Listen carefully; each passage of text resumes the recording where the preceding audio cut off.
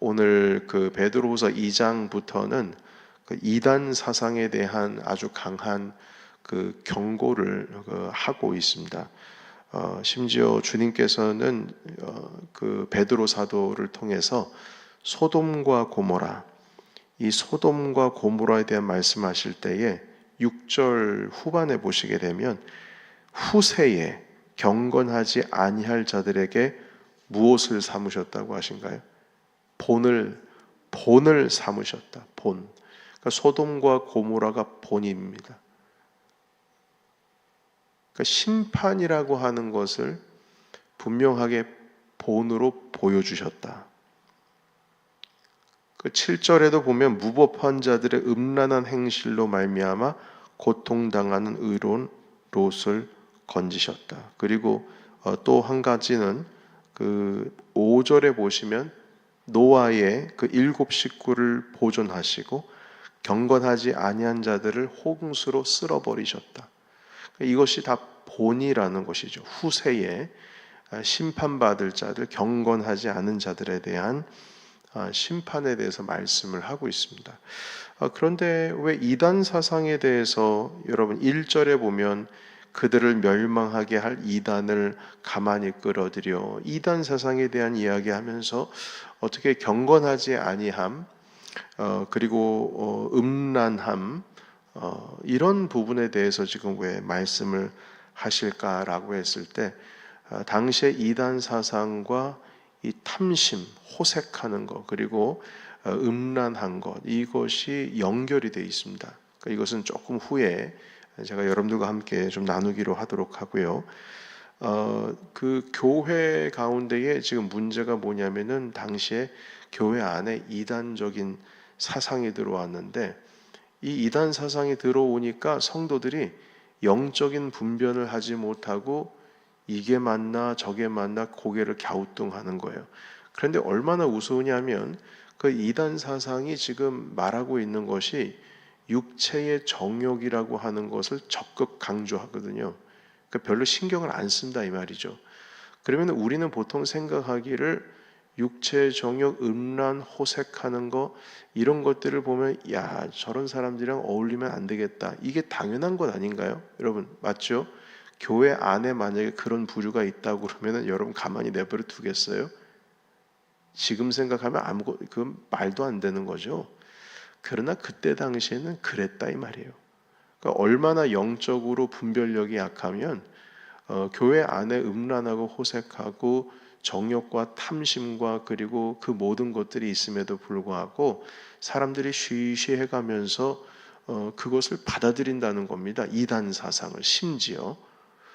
그래서 이게 도대체 무슨 일인가? 아니 어떻게 이 영적인 분별력이 어느 정도 없길래 이단 사상에 대해서 이 분별력이 이렇게 약한가? 여러분 사람이요 그 빠지면은요 이거 정신 못 차립니다. 그 자기가 가지고 있는 이 생각과 이 사고와 이것이 내가 가지고 있는 신앙이 틀릴 수도 있겠구나.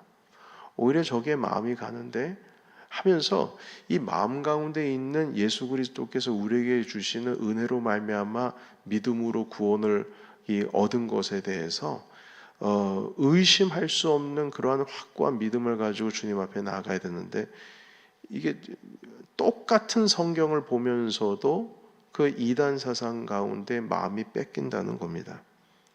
여러분 그래서 그 거짓 선지자들이 있을 때 항상 이스라엘은 거의 멸망에 가까울 때 거짓 선지자들이 등장을 했습니다. 그래서 예레미야 선지자께서는 뭐라고 말씀하셨냐면 너희들은 회개할 필요도 없다. 회개해봐야 이미 시간은 지났다. 때는 지났고 하나님께서 이스라엘을 멸망시키기 위한 타이밍은 다가오고 있다. 뭐 애쓰지 마라. 전쟁하면 분명히 망할 거다. 아주 저주스러운 예언을 했거든요. 그러면 보통 그런 예언을 하게 되면 우리는 오늘날로 말하면 아니 목회자가 돼가지고 어떻게 저주성의 멸망에 대한 예언을 할까? 저건 말도 안 되는 거야. 아니 목회자가 양을 돌보고 어떻게든지 회개하게 하고 주님께로 돌아가게 하도록 해야지. 어떻게 희망이 없다, 소망이 없다, 이미 너는 때를 지났다, 끝났다, 뭐 저렇게까지 얘기하냐고. 오히려 당신 같은 사람이 목회자야? 라고 할 수 있겠죠. 그러나 그렇게 말한 예레미야 선지자가 본래 참 선지자라는 거죠.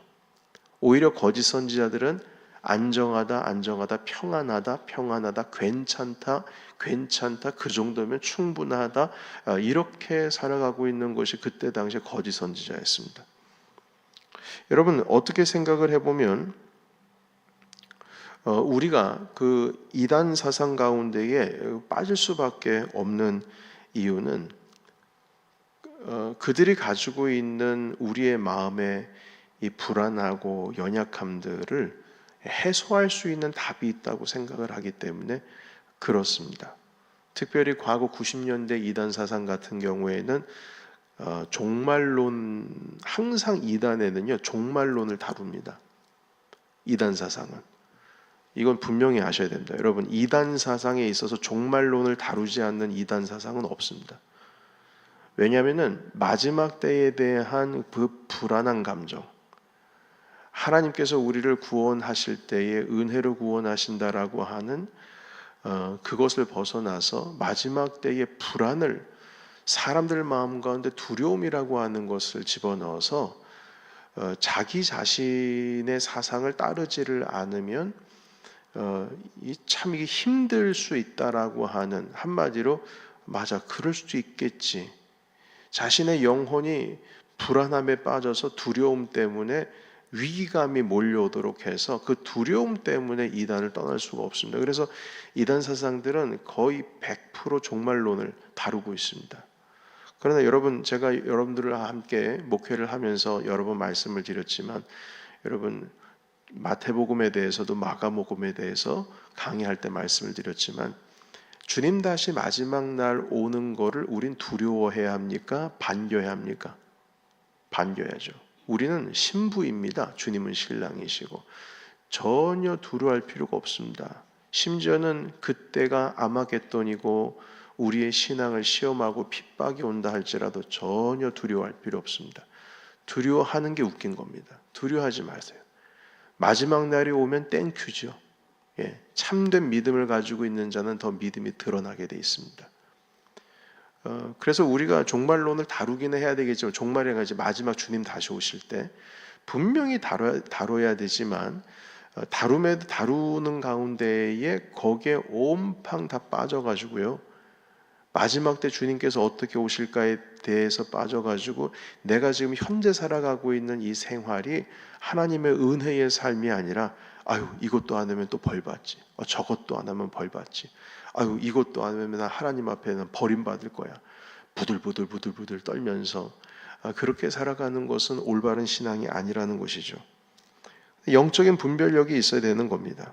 그래서 이 베드로 사도께서 지금 하시는 말씀이 지난 1장에서 특별히 우리가 눈에 띄는 것은, 어제 함께 말씀 나누기를 신의 성품에 대해서 말씀을 나누지 않았습니까? 신의 성품에 대해서 여러분 보시게 되면 그 5절의 말씀, 1장 5절의 말씀 4절부터 제가 한 번 더 읽어보겠습니다. 4절, 1장 4절.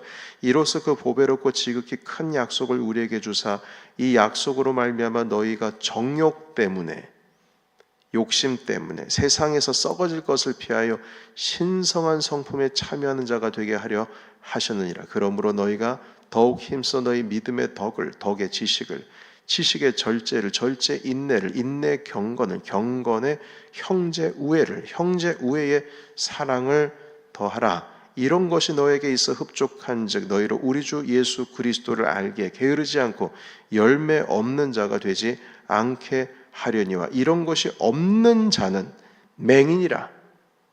이런 게 없는 자는 맹인이라. 멀리 보지 못하고 그의 옛 죄가 깨끗하게 된 것을 잊었느니라. 여러분, 지금 이 말씀을 하시는 이유가 2장의 이 이단 사상, 거짓 선지자들이 판을 치고 있는 이것을 설명하기 위해서 배경으로 쭉 깔아주시는 말씀입니다. 결론은 뭐냐면, 이 이단 사상은요, 이런 신성한 성품이 없어요. 경건이 없어요. 절제 없어요. 인내 없어요. 덕이 없어요. 지식도 없어요. 형제 우애 없어요. 사랑 없어요. 여러분 여기 보시게 되면 가장 먼저 시작이 뭐냐면 믿음의 덕의 지식을 이게 알아가고 있는 하나님을 아는 지식에 있어서도 겸손이 필요하고 그 안에 그 지식을 하나님을 알아감에 있어서도 절제가 필요하고 다 연결되어 있거든요. 형제 우애, 절제, 사랑, 경건 다 연결이 되는데 어제 말씀 생각해 보세요. 근데 이게 연쇄 반응이 뚝뚝뚝뚝뚝 끊어지는 거예요. 단지 뭐에 의해서 내 종말 가운데 있어서 내가 구원받을까 못 받을까 이 두려움에 빠져가지고요. 이단 가운데 있는 사람들은 신성한 성품이 다 무너져 있습니다. 다 무너져 있어요. 그래서 그 무너져 있는 사람들이 2장 이후에 이제 등장을 한다는 겁니다. 여러분 이게 영적으로 분별력이 없으면 결국에는 사단의 덫에 내가 걸렸다는 것도 알지를 못하거든요. 제가 전도사 초년생 시절에 중고등부 아이들 데리고 연합수련회 다녀왔습니다. 겨울이었는데요. 오는 길에 무궁화호 기차를 타고 조치원에서부터 쭉 올라오는데 그 기차 옆에 보시게 된 그 창문 쪽에 히터가 밑에 다리 밑에 쪽에서 이 히터가 나오거든요. 그런데 그 아이 하나가 그 뜨거운 그 히터 때문에 다리가 데였어요. 그래가지고 그 청량리역에 딱 내렸는데 내리자마자 애가 다리가 돼가지고 벌써 물집이 잡혀가지고 부풀어 오르는 거예요. 시뻘겋게. 그래가지고요. 그 밤에 올라왔는데 막 병원에 응급실에 가가지고 그 처치하느라고 정말 고생 많았습니다. 그래서 애한테 물어봤어요. 아니 너는 지금 이렇게 몸이 이렇게 되기까지 왜 이렇게 참고 있어서 몰랐니? 라고 하니까 하는 말이 자느라고 몰랐다는 거예요. 자느라고. 아니 어떻게 몸이 다리가 그 히터 때문에 데여가지고 그 응급처치를 받을 정도로 그러니까 살까지 다 벗겨졌거든요. 아니 그 정도로 될 때까지 어떻게 잠이 오느냐. 그러니까 그만큼 피곤했던 것이죠. 여하튼 여러분 사단이 우리를 유혹할 때는요. 내가 지금 몸이 망가지는지 영이 망가지는지 내 종아리가 익어가는데도 익어가는 거를 모르고 그것 때문에 여러분 제가 그것 때문에 그 아이의 부모님 뵙기가 너무 힘든 거예요. 우리 교회 권사님 손주이고 집사님 아들인데 제 마음이 너무 힘들었어요. 미안해가지고요. 제가 챙기지를 못한 거 아니겠습니까? 사단이 유혹을 하고 있을 때 덫을 뒀는데 이걸 깨닫지 못하고 알아차리지 못하면 결국 당하는 거거든요. 근데 우리는 덫에 걸렸다는 것도 모릅니다. 그래서 제가 성품학교 때에 여러 번 말씀을 여러분들과 함께 말씀을 드렸지만 이 신성한 성품으로 무장이 되어 있지를 않으면 내가 지금 사단의 덫에 걸려 있다는 것을 깨닫지를 못합니다. 그걸 모르고 계속 용서하지 못할 자 용서하지 못하고 사랑해야 될 자 사랑하지 못하고 그렇게 살아가는 거예요. 결국 이런 자들이 결국에는 1절의 말씀해 보시니까 주님을 부인하고 임박한 멸망을 스스로 취한다. 이렇게 말씀합니다. 이제 본격적으로 이때 당시에 이단 사상에 대해서 잠깐 말씀을 드리겠습니다. 그때 당시에 영지주의라고 하는 이단 사상이 있었는데 이 영지주의 안에서도 파가 두 개로 갈라집니다. 그런데 한 파는 어떤 내용이냐면 이들은 영적인 것만 중요하다고 생각을 해요. 그래서 육체는 무가치하고 의미가 없기 때문에 육체로 즐기는 것 아무리 본능에 따라서 타락을 한다 하더라도 내 영에만 영향을 안 미치면 되기 때문에 그리고 이 육신이라고 하는 것은 꺼죽이에요. 꺼죽. 그냥 아무런 의미 없는 가죽입니다. 그냥 의미가 없어요. 그러니까 이 육체적인 욕심과 욕망을 그냥 내버려 두는 겁니다. 네 몸이 가는 대로 해봐야 영만 온전하면 되는 거예요. 그래서 육체적인 타락도 서슴없이 했던 그 사상이 교회 안에 들어오는 거예요. 그러니까 여러분 교회 안에 그런 사상이 들어오면은 영으로는 예수님을 믿어요. 그런데 육신으로는 완전히 타락해버려요. 이런 즐기는 문화, 탐심의 문화, 호색의 문화, 이것이 교회에 가득했다는 것입니다. 이들을 통해서 예수님께서 우리에게 주신 가르침들이 완전히 무너지는 것이죠. 특히 육체는 무가치하고 영적인 것만 의미가 있기 때문에 예수님께서 육체적으로 부활하신 것이 신경 쓰이지 않습니다. 육체적으로 부활 안 하셔도 전혀 문제가 없는 거예요. 심지어 육체에 갇혀 있는 것 자체가 죄입니다. 오히려 육체를 벗어나 가지고 영이 자유로운 것이 그게 해탈한 것이고 그것이 구원받은 거죠.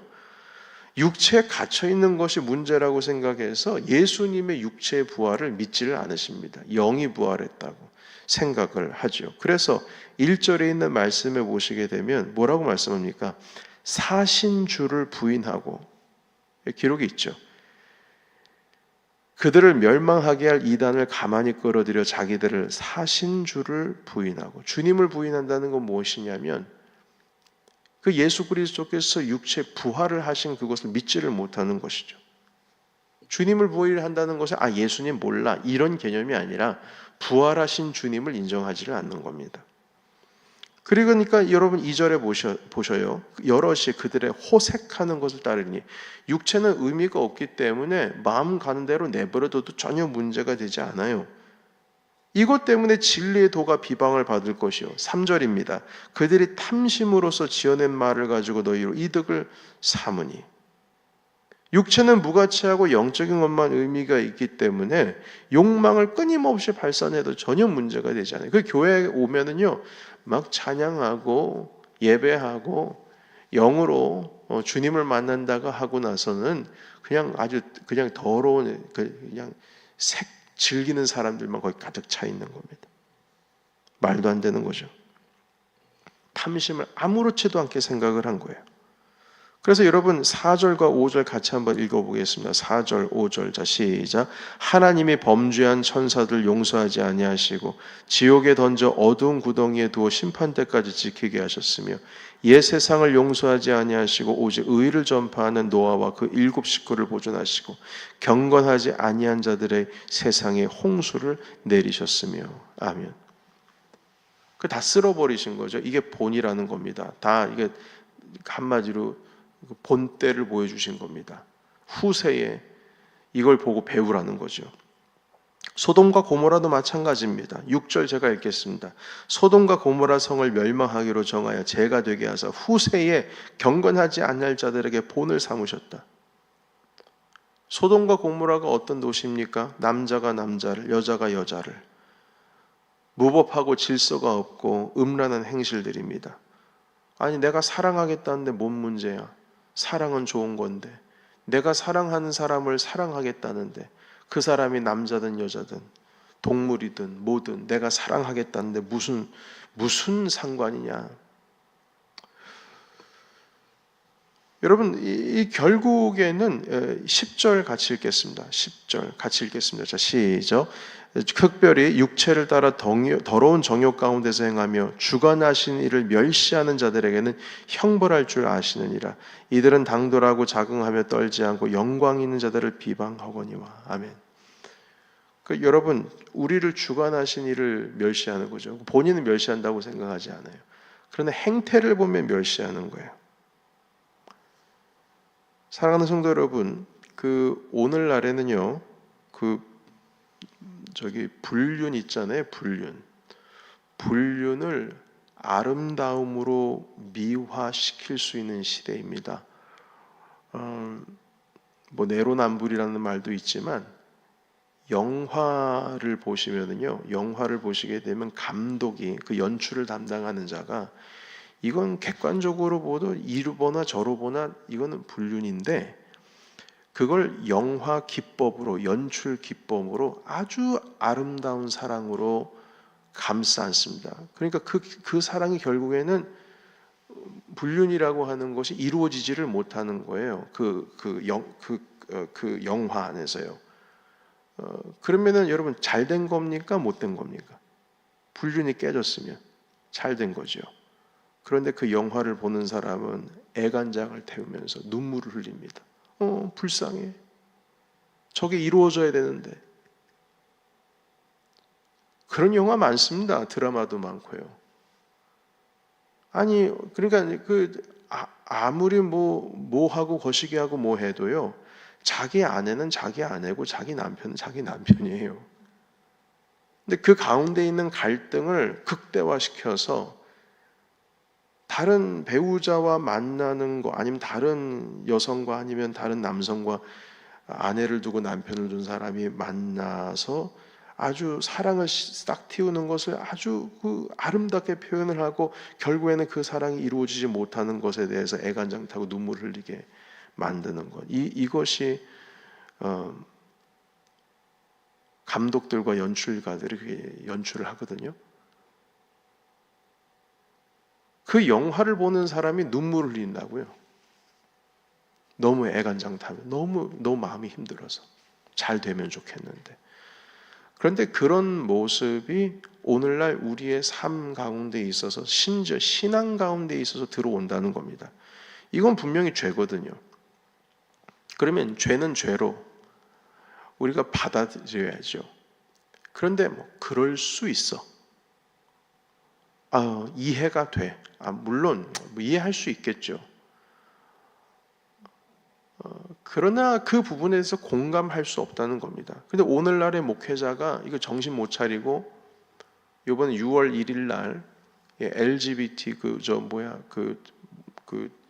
여튼 게이 퍼레이드 같은데 한국에서 전 세계적으로 6월 1일이 퍼레이드 하는 날입니다. 거기 가가지고 목회자들이 그들을 위해서 무지개 옷 입고 집례하고 있고 그러고 있다는 거예요. 그래 놓고서 인터뷰하는 내용을 보니까 사랑하는 사람을 누구도 정죄할 수 없습니다. 얼마나 아름다운 말이에요. 사랑하는 사람을 어느 누구도 정죄할 수 없습니다. 여러분 그들을 우리도 받아들여야 되겠죠. 그들도 우리의 형제니까 주님께서 거리에 몸 파는 여자를 받아들이시고 용서하시고 그들을 끌어안았듯이 우리도 그렇게 해야 되겠죠. 그러나 중요한 것은 죄는 죄인 거예요. 예수님께서 땅에 글씨를 쓰시면서 그 엎어져 있는 여성을 향해서 주님 말씀하셨습니다. 너를 정죄하는 자가 어디 있느냐? 모르겠습니다. 다 떠났습니다. 그래? 나도 너를 정죄하지 않겠다. 거기서 끝난 게 아니에요, 여러분. 정죄하지 않겠다고 해서 끝난 게 아니에요. 그 다음이 중요해요. 그러니 다시는 죄를 짓지 말라. 나 정죄하지 않을 테니까 죄 짓지 말라. 죄 없다고 하신 게 아니에요. 죄는 죄예요. 그러나 끌어안고 죄야. 할 수 있어야 된다는 것이죠. 물론 그들의 삶을 어떤 구약신학자는 이렇게까지 말해요. 그들의 이야기를 들어보면은 우리의 생각이 바뀝니다. 이렇게 얘기하더라고요. 그들의 얘기를 들어보면. 그래서 저는 애초에 그 신학자가 구약 신학자가 되게 보수적인 신학자인 줄 알았는데 말하는 거 보니까 대놓고 성경을 동성애 관련해서 전혀 문제가 없는 것으로 해석을 하고 가르치고 책도 내고 그러시더라고요. 깜짝 놀랐어요. 그리고 그분의 인터뷰를 들어보니까 그들의 이야기를 들어보면 말이 달라진다는 거예요. 아니 왜 그들의 말을 듣습니까? 우리 주님의 말을 들어야지. 아니 그들의 말을 들어보니까 성경의 해석이 달라져요. 말이 되는 거예요. 그러니까 여러분 이해하는 데 있어서도 오늘 말씀해 보시게 되면 이 핵심이 뭐냐면 하나님께서 말씀하시고 주님의 말씀이 무슨 말씀하시는지 귀를 기울여야 되는데 그걸 기울이지 못하고 자꾸 마음이 가는 것, 내 육신이 가는 것, 인간적인 어떤 마음 가운데 인본주의라고 하죠.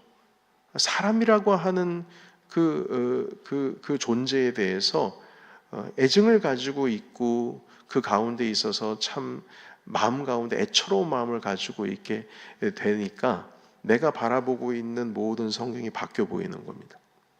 여러분 어떤 필터를 집어넣느냐에 따라 성경이 바뀌어 보이기도 해요. 그것 때문에 이단 사상이 교회 가운데 이제 들어오게 된다는 겁니다. 부활을 부인하고, 그리고 육체의 욕심을 너무나 자연스럽게 괜찮다고 얘기를 하고. 여러분, 본질적으로 교회는 진리가 너희를 자유케 하리라, 자유함이라고 하는 것을 보여주시는 것이 바로 교회이지만, 여러분, 진리가 자유케 한다고 해서 자유는 방종이 아닙니다. 우리가 기쁨과 즐거움과 자유함을 위해서 우리가 예배를 드리고 있고, 이렇게 하나님을 믿고 예수 그리스도 십자가를 믿고 나가지만, 우리 가운데 있어서 이것이 방종이 돼서는 안 돼요. 그런데 내가 지금 방종하고 있는지 아니면 내가 자유로운지 이걸 분간을 못한다는 겁니다. 성령을 진정으로 따르고 신의 성품에 참여한 자들은 이걸 분별할 수 있습니다. 그래서 오늘의 말씀은 베드로 사도께서 교회 안에 들어온 영지주의라고 하는 그 이단 사상에 대해서 분별해야 된다. 이미 노아 때, 소돔과 고모라 때 주님께서 다 본을 보여주셨다. 그런데 너희들은 왜 이렇게 살아가고 있느냐? 이단 사상 가운데 빠져 있는 사람들 봐라. 신의 성품에 참여하지를 못한다. 그들은 지식이 있다고 할지라도 지식의 덕을 할 수 없다.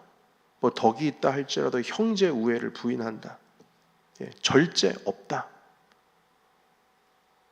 통합적으로 다가와야 되는데, 여러분, 그래서 오늘 이 말씀을 통해서 영적인 분별력이 없는 시대를 살아가고 있는 우리에게 그 성령의 열매를 맺어야 될 것을, 그리고 영적인 분별을 보여줄 것을 가르쳐주고 계십니다. 이 말씀을 통해서 여러분, 우리 마음 가운데 하나님 더욱더 말씀 가운데, 이것이 내 중심적으로 해석하는 것이 아니라 성령께서 우리에게 주신 조명함으로 말씀을 받아들이고, 이 참 우리 가운데 오늘날의 이단 사상이 아닐지라도 세상에 가지고 있는 가치관들이 교회 안에서 들어와서 숨쉬는 것들을 우리가 모두 다 차단해야 될 것입니다. 여러분, 진리는 우리를 자유케 하십니다.